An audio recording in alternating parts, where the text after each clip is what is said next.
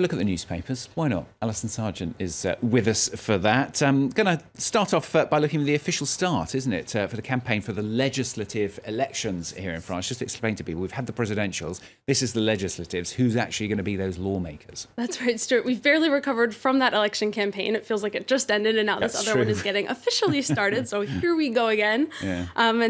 This campaign is not one to screw up, according to Le Parisien aujourd'hui en France on their front page today. They say, législative, la campagne à ne pas rater. So it's one you don't want to miss. You don't want to mess it up. There are just 20 days to go until that first round. And aujourd'hui en France says it feels like really what a lot of newspapers say is it's kind of basically the third round of the presidential elections. And as Le Figaro explains, the stakes are really quite high for everyone. Parties on the far left and far right are hoping to hang on to the place they carved out for themselves during the presidential election. Traditional parties are just hoping to stay alive at this point. And of course, new President Emmanuel Macron is hoping to win his majority.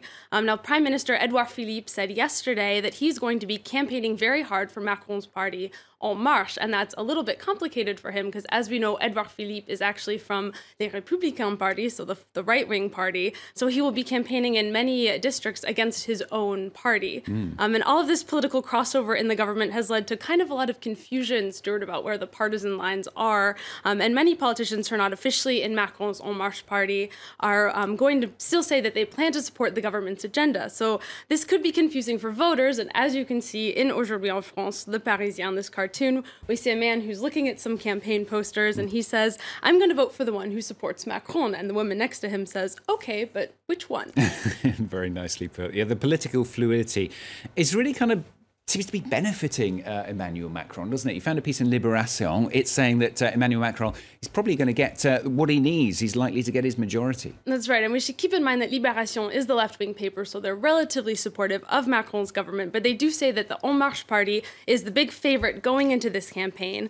And the paper suggests in its headline, though, that it's still going to be a fight. And that headline is a play on words. They say, heure de vérité for Macron. So heure as in hour, the moment of truth for Macron, but also as it's written here, heure means clashes or fight. So it's still going to be a fight for Macron.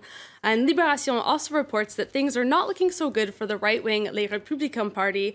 They are peu convaincus de convaincre. They're not so convinced that they're going to be able to convince voters.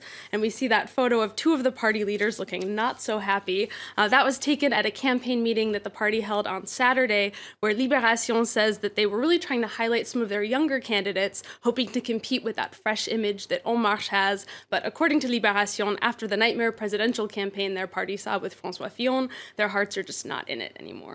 We do talk quite a lot, don't we, here on the programme, about how En Marche is changing the face of politics and right across the spectrum, really. But France's Catholic paper, they're saying that there are these fresh faces popping up all over the place. That's right. It's not only En Marche. This is the top story on in La Croix, the Catholic paper today. They say brand new candidates, des candidats tout neufs, and inside the paper they profile several of these candidates who are new to politics from La République En Marche, but also from other parties. One is a 31-year-old named Christophe Versigny from the National Front, and he's originally from Corsica, but he now lives in the north of Paris, which is a neighborhood that's actually quite hostile to the National Front party. It's a very diverse neighborhood, and so they describe how out on the street while he's campaigning, he's had to deal with quite a lot of people calling him a fascist.